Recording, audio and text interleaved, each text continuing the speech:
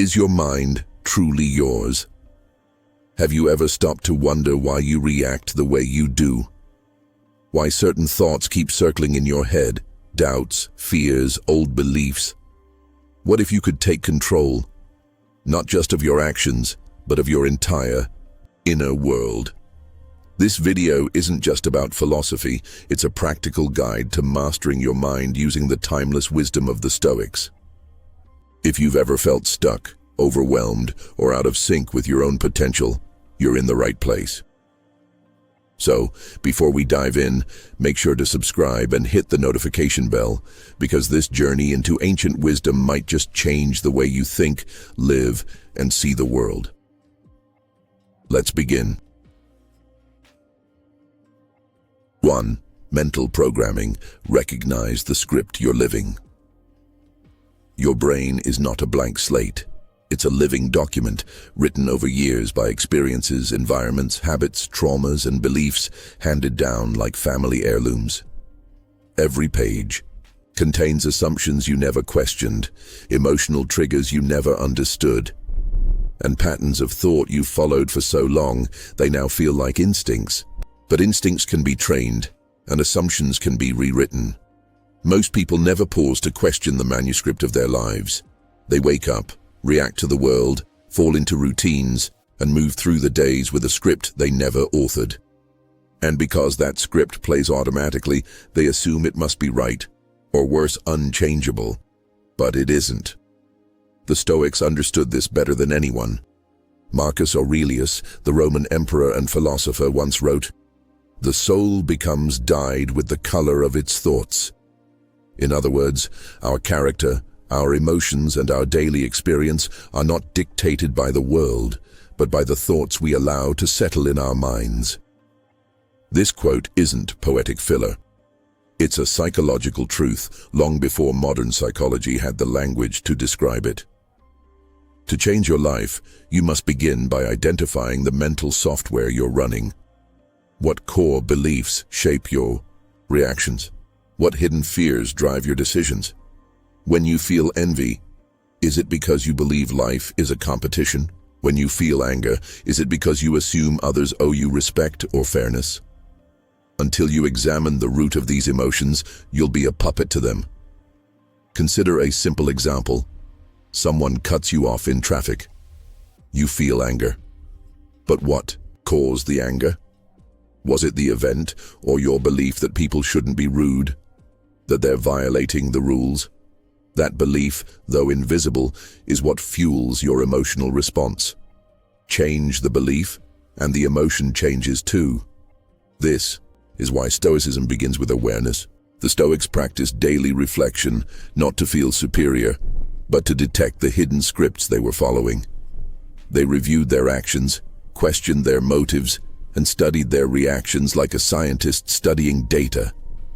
They were editors of their own minds, constantly rewriting what didn't serve them. We live in a world that tries to program us constantly through advertising, social media, politics, and culture.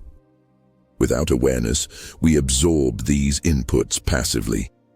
But the moment you begin to question them, you become an active participant in your life rather than a passive recipient. To begin this process, take time each day to reflect on 3 things. What did I feel strongly about today, and why? What assumptions were hiding behind those emotions? Are those beliefs helpful, or do they need revising? This is not self-help fluff. It's cognitive training. It's the art of living consciously, deliberately, and with greater freedom. The Stoics didn't seek to erase emotion, they sought to understand it. Only then could they align their reactions with their values, not their impulses. In the end, freedom begins in the mind, and awareness is the first act of rebellion. 2. Edit your script. You must first learn to see it. Once you do, you're no longer living someone else's story, you're writing your own. 2. Intentional thinking. Architect your inner world. The Stoics did not believe in letting life shape them by accident. They believed in living by design, not default. This means intentionally choosing the thoughts you dwell on, the values you stand for, and the character you build day by day. Like an architect designing a structure, they knew that the strength of a life depends on the foundation it's built on. Epictetus, born a slave and later a great teacher, famously said, "It's not what happens to you, but how you react to it that matters." Behind this simple truth lies a radical power, the power to control our interpretations. The world may give us pain, disappointment, and injustice, but we choose what those things mean. Modern life often pushes us toward passive thinking.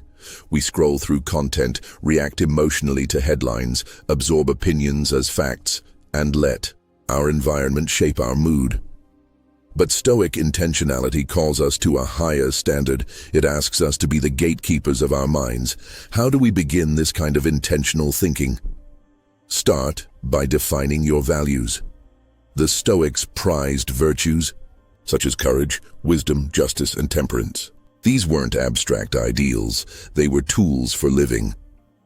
When facing a decision, ask, what would a courageous person do? What would justice require here? What action would demonstrate temperance rather than indulgence? This kind of thinking doesn't happen automatically. It requires training, just like building physical strength.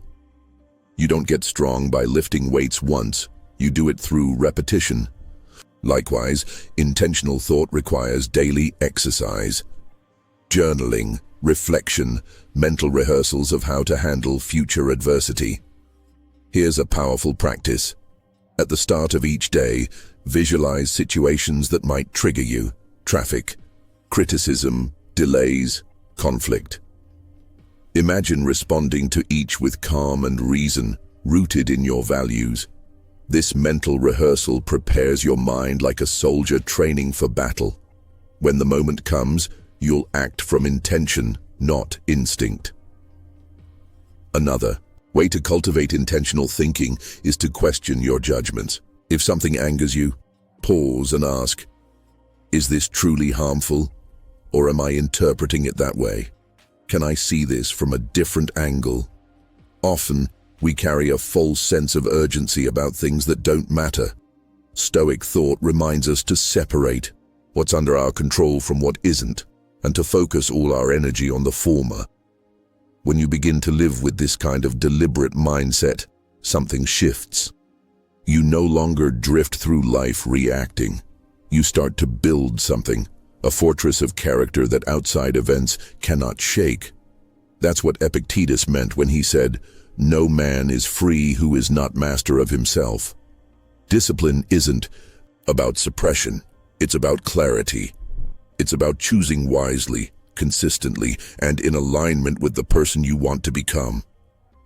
Build your mind like a craftsman, one intentional thought at a time. That is the path to inner strength and lasting peace. 3. Adversity, the forge of the Stoic mind. What if your struggles aren't setbacks, but stepping stones? What if every hardship you've faced has been shaping you, testing you, refining you? The Stoics believed adversity was not only inevitable, but essential. They saw every obstacle as a teacher, every pain as a sculptor of the soul. Marcus Aurelius, who led during war, plague, and political betrayal, wrote to himself, "The impediment to action advances action. What stands in the way becomes the way." This idea that obstacles become opportunities is one of the most transformative Stoic teachings. When you reframe adversity as fuel for growth, it changes your relationship with suffering. Instead of asking, "Why is this happening to me?" you begin to ask, "What can this teach me?" Adversity in this view is a forge. The fire may burn, but it also tempers steel. Weakness exposed by difficulty is not failure, it's revelation. It's a chance to become stronger, wiser, more patient, more resilient, but only if you engage with it intentionally. Think about the strongest people you know. chances are they've endured great hardship. Pain is not pleasant, but it has a purpose. It reveals who you are and who you have the potential to become. Seneca, another Stoic thinker, reminded us, difficulties strengthen the mind as labor does the body. Avoiding discomfort may feel like protection, but it leads to stagnation. Growth demands friction. It demands resistance. Just as a muscle grows by being challenged, so too does the mind. One way to practice Stoic resilience is through voluntary hardship. This doesn't mean seeking suffering for its own sake, but choosing temporary discomfort to sharpen your character. For example, fasting, waking early, doing without luxuries. These practices remind you that comfort is not necessary for contentment, and that your well-being is not tied to external ease. When real hardship strikes, and it will, you'll already have the mental armor. You'll meet the moment not with panic, but with presence. You'll face loss, betrayal, illness, or failure with a calm mind and an open heart. And that is the Stoic superpower, the ability to face adversity without losing yourself. To stand firm while the storm rages. To emerge from trials not bitter, but better. So the next time life tests you, remember, this is your forge. Step into the fire, not to be destroyed, but to be refined. 4.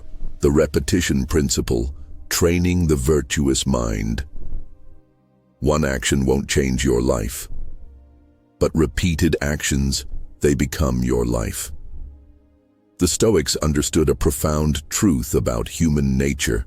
Character is not formed in moments of inspiration, but in the seemingly mundane moments we repeat every day. Marcus Aurelius, one of the most revered Stoic philosophers and Roman emperors, once reminded himself in his meditations, "You become what you give your attention to." In other words, we shape ourselves through repetition, through the daily patterns of thought, emotion, and behavior that we allow to define us.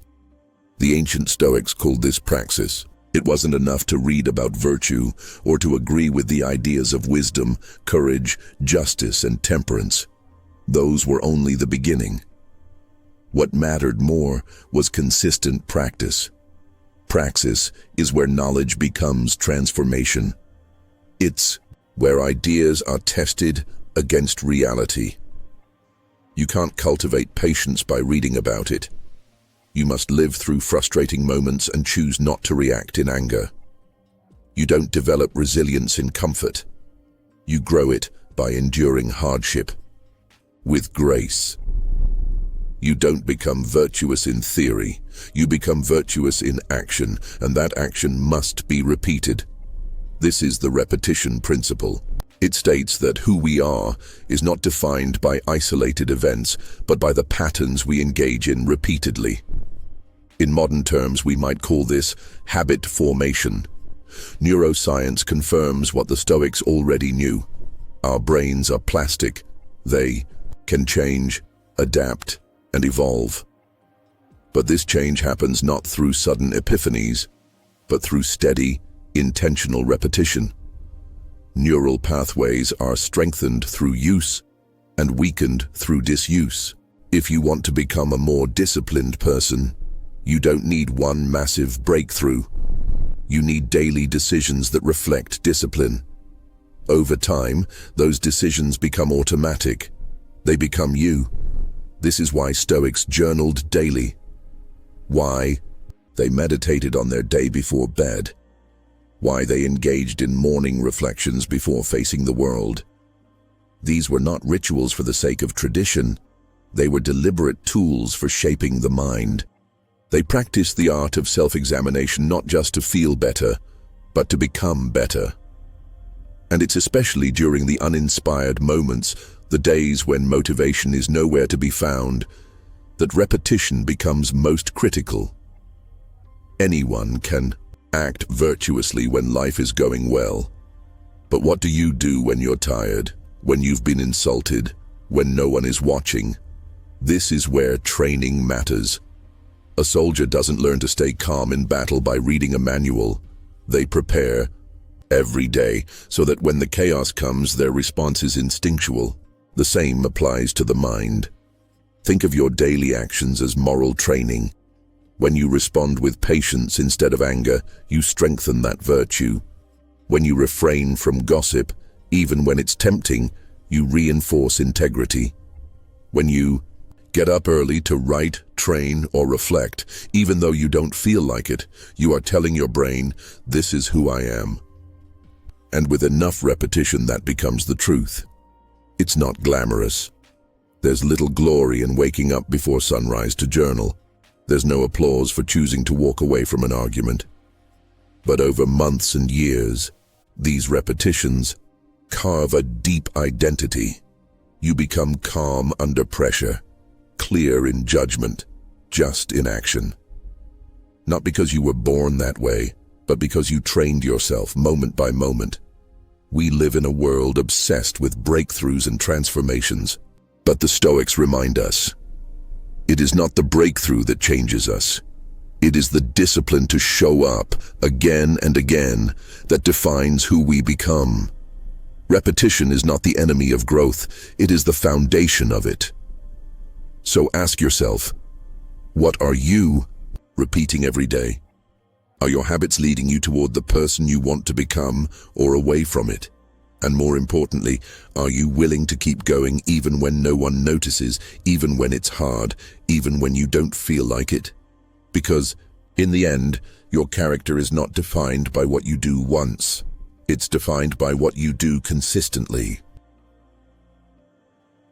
5. Control, process, and mental clarity. The final shift. There are only two kinds of things in life, what you can control and what you can't. This deceptively simple idea is the foundation of Stoic philosophy. Epictetus, the former slave turned philosopher, began his discourses by stating plainly, "Some things are up to us and some things are not." Those 10 words contain a lifetime of wisdom, and they point us toward the mental clarity that comes when we align our energy with reality. Most of our suffering comes from resisting what is outside our control. We worry about what others think. We obsess over outcomes. We rage against circumstances. But what happens when you finally accept that some things are simply not yours to direct? A shift occurs. You reclaim your energy. You stop wasting it on battles you were never meant to fight. The Stoics were not fatalists. They did not advocate passivity. In fact, they were among the most active, disciplined people in history. Marcus Aurelius governed an empire, led armies, and dealt with constant political intrigue. Seneca advised emperors and managed vast estates. But they did not cling to outcomes. They gave their full effort to the task at hand and then surrendered the result. This is the art of detachment, not detachment from life or love or meaning, but detachment from illusion, from the illusion that we can control other people, that we can guarantee success, that life owes us certainty. What the Stoics taught was radical responsibility for your internal world. You don't control the storm, but you control your response. You don't control whether someone likes you, but you control how you treat them. You don't control the outcome of your work, but you control your effort and integrity. This is the final shift from outcome to process, from anxiety to presence. And with this shift comes clarity. Once you stop fighting the uncontrollable, your mind becomes still. It's like letting go of a rope you were pulling on with all your strength. You stumble backward, but then you realize how tense you'd been all along. You see clearly because you're no longer blinded by frustration or fear. With clarity comes purpose. You begin to live not for applause, validation, or results, but for the act itself. You write because you must express the truth, not because you hope for praise. You exercise because it cultivates strength, not because you crave attention. You speak with honesty, not because it wins you favor, but because it's the right thing to do. And in this process, something powerful happens. Peace. You become calm. Not because life is easy, but because you've stopped resisting its terms. You've stopped bargaining with reality. You've accepted that control is internal, not external. This is not resignation. It is liberation. When you realize that you don't control others, you stop trying to manipulate them. When you realize that you don't control results, you stop fearing failure. You start living fully in the present because that's where your power is. So ask yourself daily, is this within my control? If the answer is no, let it go. If the answer is yes, give it everything you've got. That's the Stoic way. Not half effort, not detachment as apathy, but full presence directed where it matters. This is how you find freedom. Not by changing the world, but by changing your relationship to it. And in that final shift, from control of outcomes to control of self, you discover what the Stoics knew all along. The most powerful force in the universe is a mind that governs itself. Begin the rewiring. Today, rewiring your brain. The Stoic way doesn't happen in a single moment. It's a lifelong practice, a journey of reflection, repetition, and resilience. So here's your challenge. Start today. Begin by observing your thoughts. Ask yourself what values you truly live by. Write them down. Question your beliefs. Embrace the discomfort.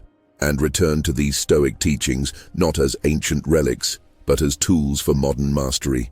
Because if you can command your mind, you can command your life. If this message resonated, don't forget to like, comment, and subscribe. Share this video with someone who needs it. And remember, the obstacle is not in the way. The obstacle is the way. See you in the next one. Stay disciplined, stay virtuous, stay stoic.